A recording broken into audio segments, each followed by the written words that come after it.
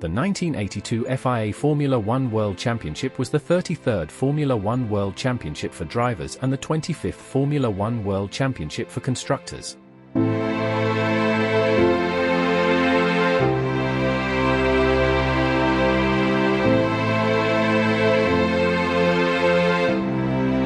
For the next race, the Monaco Grand Prix, Ferrari chose to only run one car, not replacing Villeneuve for the time being. In the race itself, Arnoux led early on from pole position before spinning off, handing the lead to his Renault teammate Prost.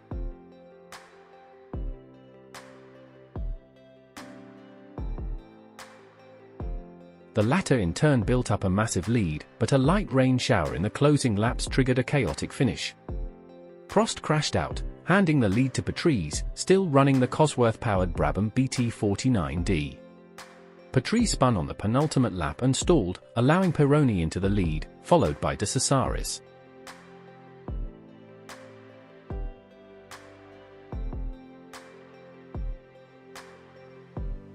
On the final lap, Pironi, De Cesaris, and Daly all retired because they ran out of fuel while in potential race-winning positions. Meanwhile, Patrese bump-started his car by coasting down a hill, completed the final 2 laps, and took his first career victory. Pironi was classified second, despite running out of fuel and stopping on the last lap. After the race, Prost, who had scored no points since the Brazilian Grand Prix in March, led the championship by 1 point from Watson and 2 points from Pironi.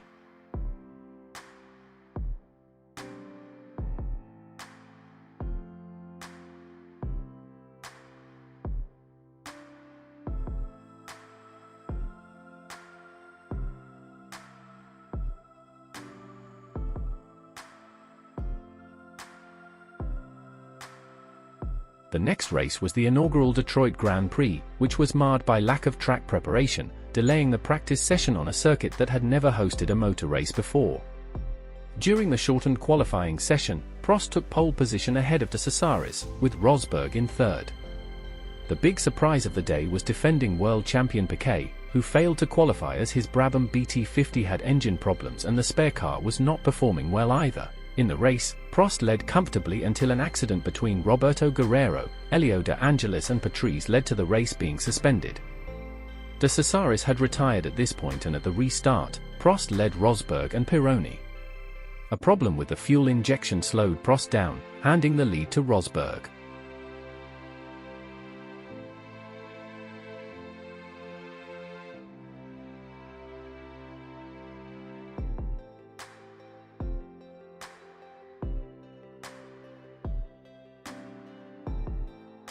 Watson, who qualified 17th on the grid, got his Michelin tires working well on the Detroit circuit and overtook one driver after another until, on lap 37, he went into the lead, as Rosberg had gearbox issues. Watson won the race from Eddie Cheever and Pironi, taking the lead in the World Championship. Tragedy struck again at the Canadian Grand Prix. Pironi qualified on pole, but stalled at the start. His stationary car was hit by the Ocella of young Italian Riccardo Paletti, who was competing in only his second race in Formula One. Paletti suffered severe internal injuries and his car caught fire while the track marshals tried to extract him from his vehicle. He was pronounced dead upon arrival in the hospital.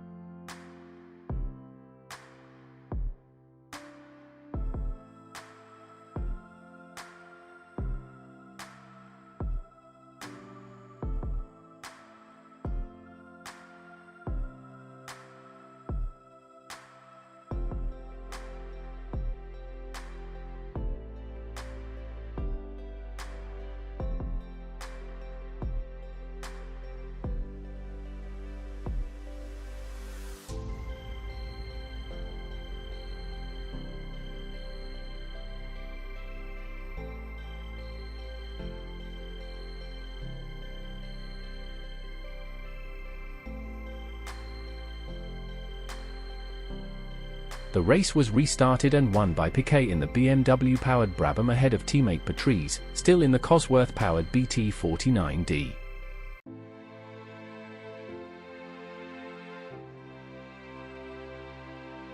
It would be the last 1-2 finish for the Brabham team in their Formula One history. Watson finished third to consolidate his lead in the championship. After the Canadian round, Watson was on 30 points, 10 ahead of Pironi, followed by Patrese on 19, Prost with 18 and Rosberg with 17 points. At the Dutch Grand Prix, Ferrari introduced Patrick Tambay as a replacement for Villeneuve. The Renault drivers once more locked out the front row, Arnoux ahead of Prost. The latter took the lead at the start, followed by Arnoux and Pironi. On lap 2, Pironi overtook Arnoux and 3 laps later moved ahead of Prost into the lead. While Prost retired with an engine failure, Arnoux was lucky to survive a heavy accident on lap 22 at Tarzan Corner. His left front wheel broke off as he approached the corner, sending his car into the tyre wall.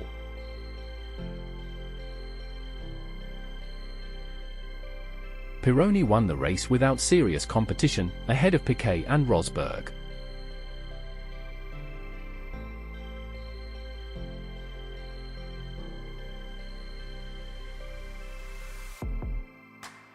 For the next race at Brands Hatch, the British Grand Prix, Brabham had devised what they referred to as the ploy. Inspired by Prost's comeback drive at the season opener at Kyalami, the team planned to send out their cars with tanks only half full and softer, and therefore faster, tyres. A pit stop midway through the race was supposed to refuel the car and change tyres, giving the Brabham drivers the advantage to be able to lap quicker than everybody else and gain enough of a lead to win. On top of that, both drivers were now running the BMW-powered BT50 chassis. In qualifying, Rosberg surprised by taking only the second, and last, non-turbocharged pole position of the season. At the start of the warm-up lap, a fuel pressure issue led to his car being stationary on the grid while the other cars got underway. His mechanics helped him to a push start, but he did not reach the field in time and had to start the race last. This handed the front starting spot to Patrese, but he stalled. Both Arnoux and Fobby ran into him, taking all 3 out on the spot. Piquet, as the only remaining Brabham left, led from Lovda, but the ploy was not to be executed, as Piquet retired with fuel injection problems on lap 10. This left Lauda to take his second victory of the season, followed by Pironi and Tambay. Pironi took over the lead of the championship, now 5 points ahead of Watson.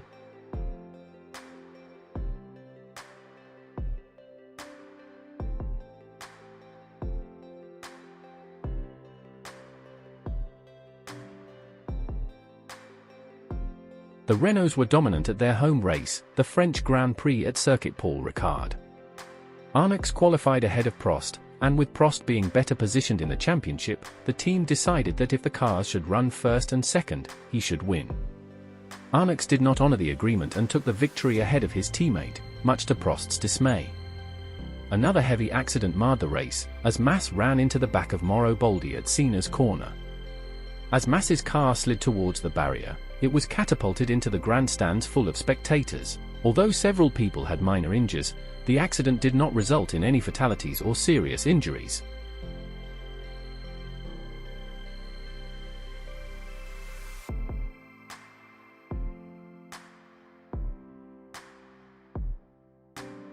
At this stage, Pironi led the championship by 9 points ahead of Watson and was seen as the likely favorite to win the title.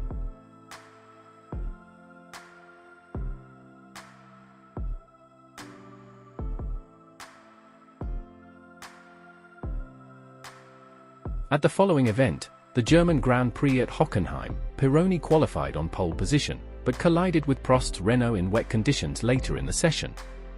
Pironi's car was thrown into the air, and though he survived the impact, he suffered severe leg injuries and would never compete in Formula One again. The race took place with the first slot on the grid vacant.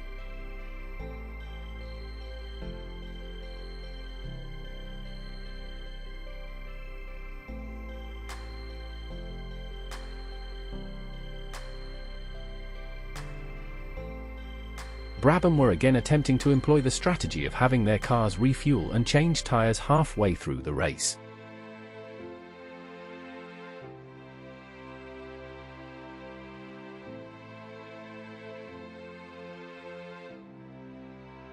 Piquet led comfortably when he collided with Salazar while trying to lap him, leading Piquet to furiously hit and kick his competitor after he got out of the car.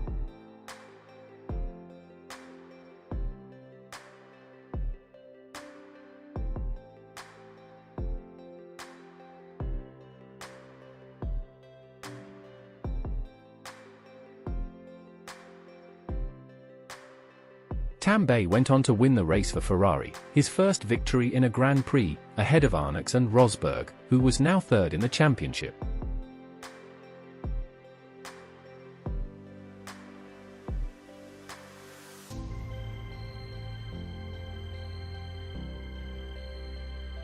At the Austrian Grand Prix on the Osterreitring, most turbocharged runners retired early, leaving Prost in the lead, only to retire with fuel injection issues 5 laps from the finish.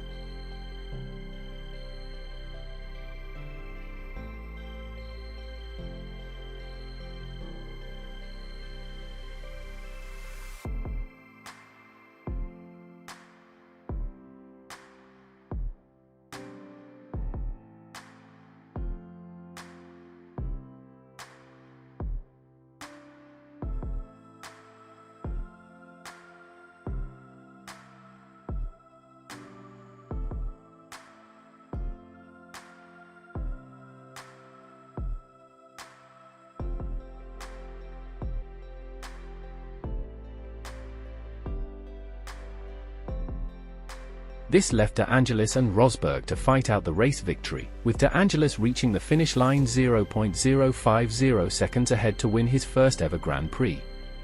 The Grand Prix also saw the Brabham drivers make it to their mid-race pit stops for the first time, only for both to retire later on.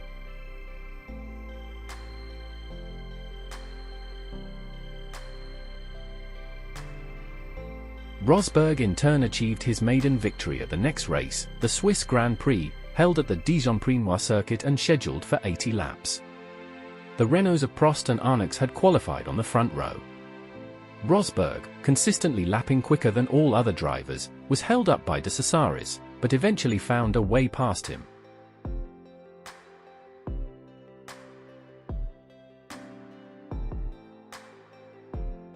He overtook Arnoux on lap 73 and Prost on lap 78 to take the lead and the race victory.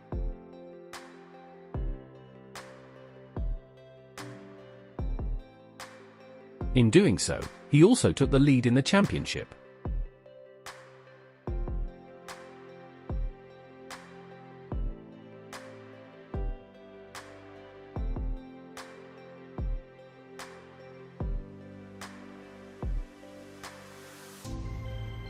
At the Italian Grand Prix, Mario Andretti returned to take over the seat at Ferrari left vacant by Pironi and qualified in pole position. The race was won by Arnoux, leading home the Ferraris of Tambay and Andretti. Rosberg did not score points, having finished 8th. Watson meanwhile took 3 points for 4th place, leaving him with a mathematical chance of winning the title. This would require him to win the last race of the season, with Rosberg failing to score. At the last race of the season, the Caesars Palace Grand Prix in Las Vegas, Prost took pole position ahead of Arnoux. The race was held in 37.1 degrees Celsius weather during a particularly hot time of year in Las Vegas.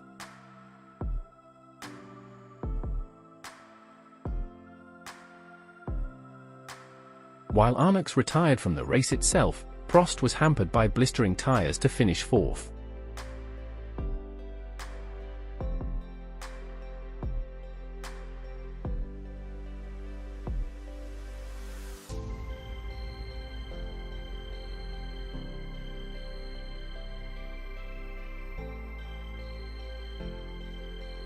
Michele Alboreto took a surprising victory for Tyrrell.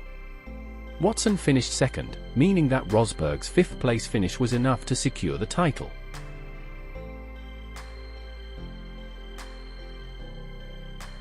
He became the first driver since Mike Hawthorn in 1958 to clinch the championship, having won just one Grand Prix.